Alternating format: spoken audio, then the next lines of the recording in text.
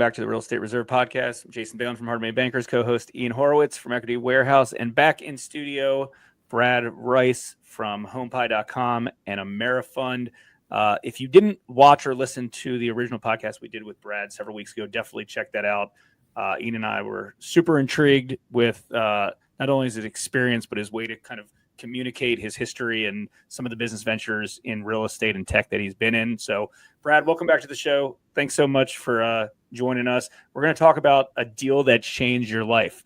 Maybe just do a real quick intro again, and then you can dive into a deal, a good deal or a bad deal, but a deal that had changed your life. For sure. And yeah, last time was a lot of fun, guys. Thanks for letting me kind of get my story out there. But yeah, I'm Brad Rice.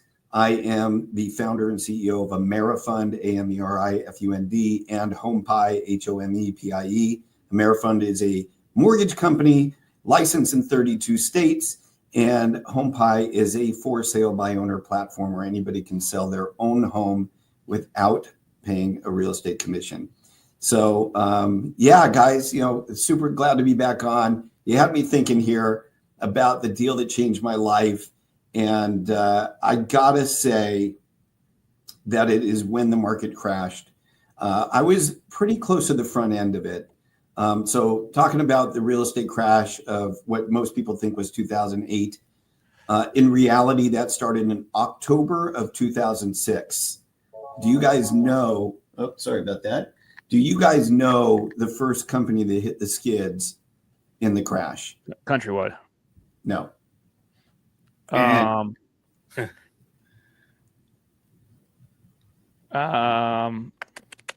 guess.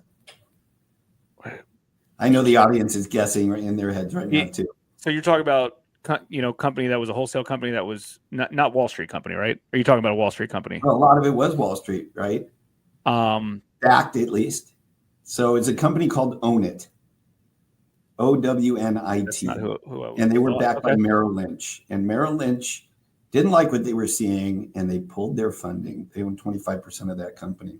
Bill Dallas was the president of that company. He was the one running it. He's kind of an OG in the mortgage business. And that happened in October of 2006. That was the beginning. But nobody knew how deep that was going to run. We've never lived through something like that before. And so here I am, I'm running a national company.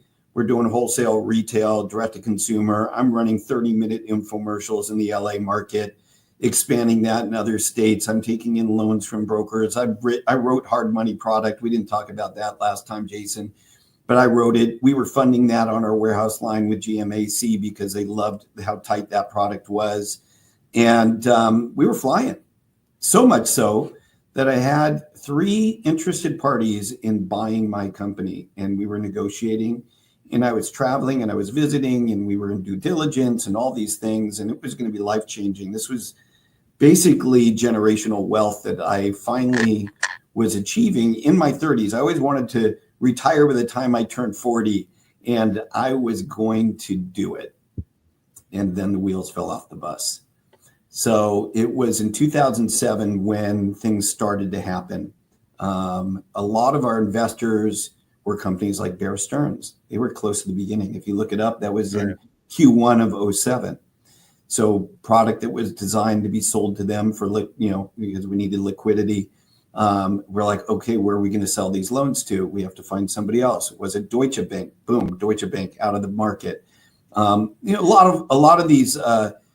It was really a Wall Street game at that time. There were a lot of companies, Nomura. I could go on and on, and they just stopped buying.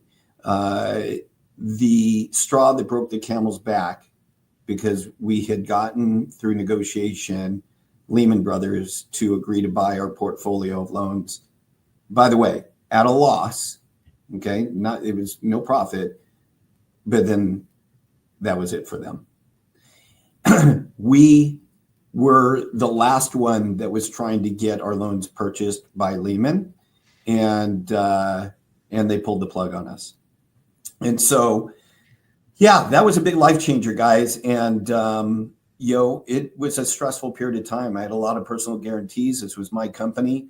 It was a big lesson for me, and it almost wiped me out. And I was fortunate enough to have a fantastic attorney that helped negotiate payoffs on everything. In retrospect, hindsight's always 20/20. I probably could have done better.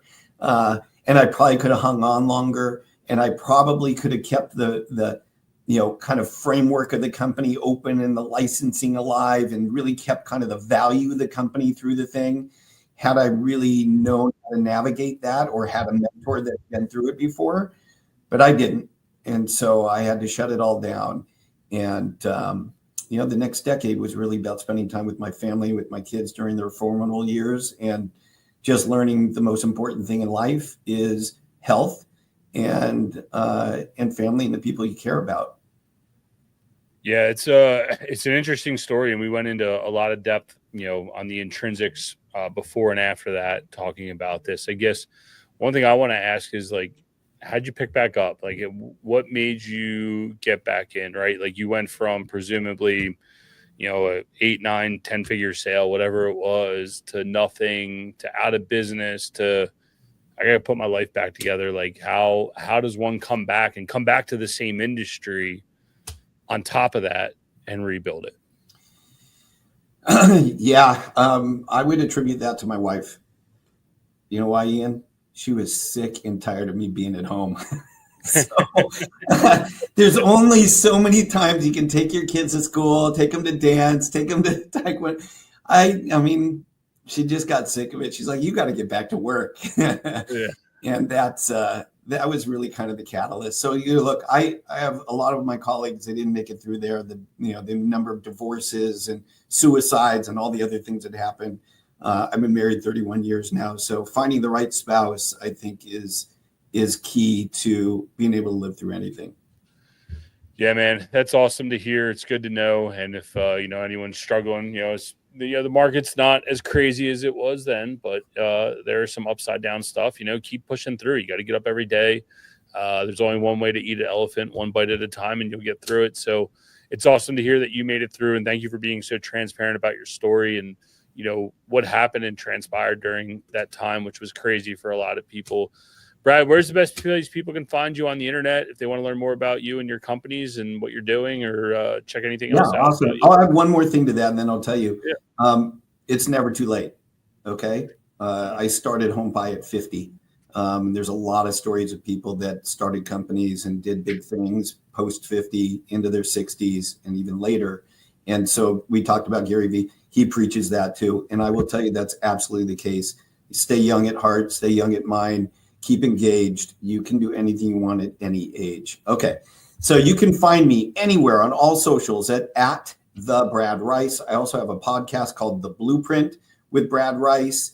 And my website, my personal website is thebradrice.com.